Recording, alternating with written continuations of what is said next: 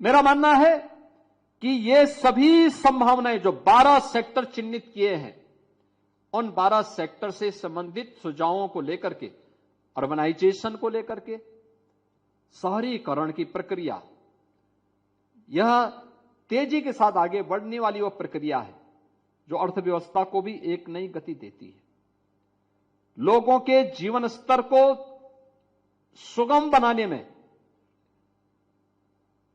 बहुत अच्छा रोल अदा कर सकती है। उस सेक्टर में हमारी क्या संभावनाएं हो सकती हैं, क्या हमारे सुझाव हैं। इमर्जिंग टेक्नोलॉजी कैसे आगे बढ़ा सकती है।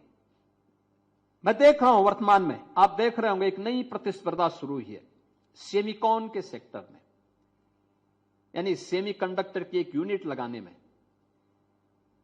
1,00,000 करोड़ रुपए का मिनिमम निवेश है। उसमें से 1,00,000 करोड़ का इतना बड़ा निवेश एक यूनिट पे।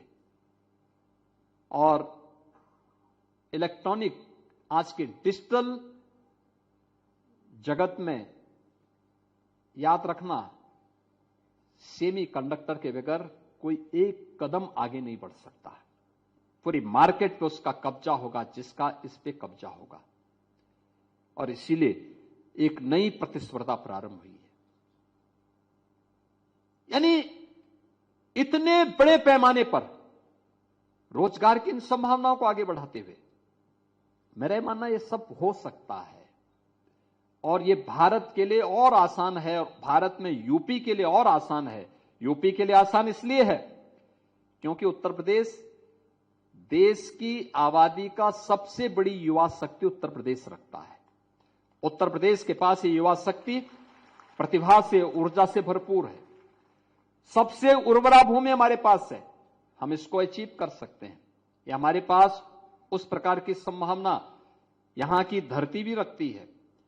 हमारे पास सर्विस सेक्टर में अनंत संभावनाएं हैं।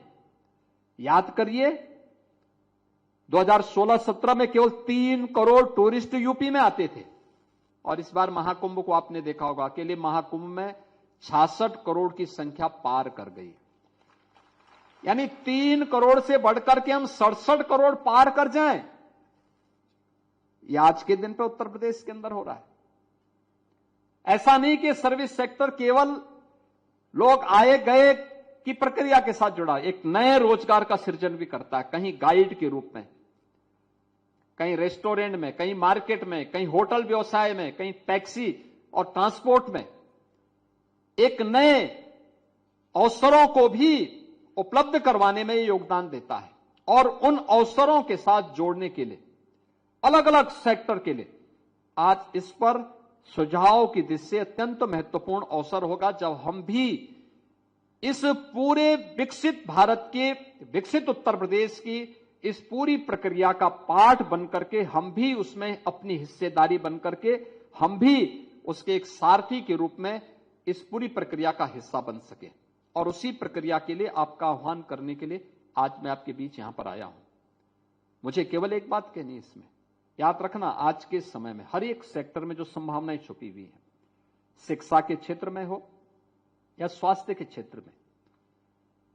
हम जब स्वास्थ्य की बात करते हैं, मॉडर्न मेडिसिन ने काफी विकास किया है, आगे उसके सामने बहुत सारी चुनौतियां भी हैं और संभावनाएं भी हैं।